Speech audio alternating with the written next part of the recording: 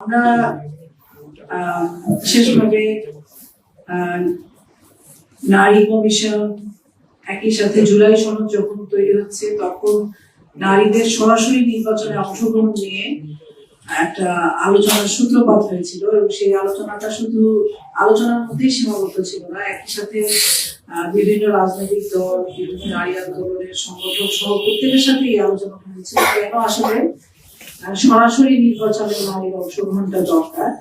এবং আমাদের পাশে ফরিদা আপা আছেন, আপনারা জানেন যে ফরিদা আপা দীর্ঘদিন থেকে এই আন্দোলনের সাথে যুক্ত আছেন এবং ওনার নিজের লেখালেখিও আছে এই বিষয় নিয়ে, যেগুলো আমাদেরকে অনুপ্রাণিত করে।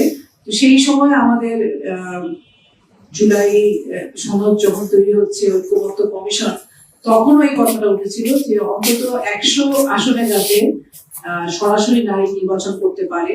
যদিও নারী কমিশন 300 আসনের কথা বলেছিল, কিন্তু 100 আসনের কথা ওঠে। তারপরে সেখানে 33% নারী মনোনয়নের বিষয় আসে এবং শেষ পর্যন্ত সেটা 5%-এ গিয়ে ঠেকে। এবং এরপরে আমরা যখন দেখি যে নারীদের অংশগ্রহণটা 3.6 মাত্র, তো এটা আমাদের জন্য নানাভাবে একটা উদ্বেগের বিষয় ছিল। কারণ গণঅভ্যুত্থানের মধ্য দিয়ে আমরা দেখেছি নারীরা কিভাবে আন্দোলনে অংশগ্রহণ করেছে, নারীরা কিভাবে প্রাণ দিয়েছে, কিভাবে লড়াইয়ে নানাভাবে অনুপ্রেরণা দিয়েছে।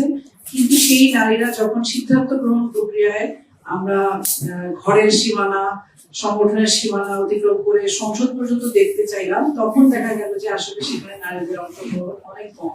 এটা এই কারণে কি যে নারীদের নিজেদের ইচ্ছা নাই, নাকি আসলে এখানে রাজনৈতিক দল বা রাষ্ট্র অনেক বেশি পুরুষ অধ্যুষিত? আমার কাছে মনে হয় যে আমরা যে সমাজের মধ্যে থাকি, যে পুরুষতান্ত্রিক সমাজের মধ্যে থাকি, সেই সমাজ ব্যবস্থার মধ্যেই আসলে এমন আয়োজন আছে যে সেখানে রাজনৈতিক দলগুলোতেও নারীর উপস্থিতিটা আসলে নারীর সিদ্ধান্ত গ্রহণ প্রক্রিয়ার মধ্যে নারী এখনো যাইতে পারে না। এখন এটার জন্য পুরুষকে দায়ী করবো না কাকে দায়ী করবো? আমার কাছে মনে হয় না পুরুষকে দায়ী করার কিছু আছে। পুরো ব্যবস্থার মধ্যেই যে আয়োজনটা আছে, সেই ব্যবস্থার বিরুদ্ধে নারী যতক্ষণ শক্তিশালী ভাবে না দাঁড়াবে, নারী যতক্ষণ ঐক্যবদ্ধভাবে লড়াই না করবে এবং এই লড়াইয়ের সঙ্গী হিসাবে পুরুষকেও যুক্ত না করতে পারবে, ততক্ষণ পর্যন্ত আসলে এই অবস্থার পরিবর্তন হওয়াটা কঠিন।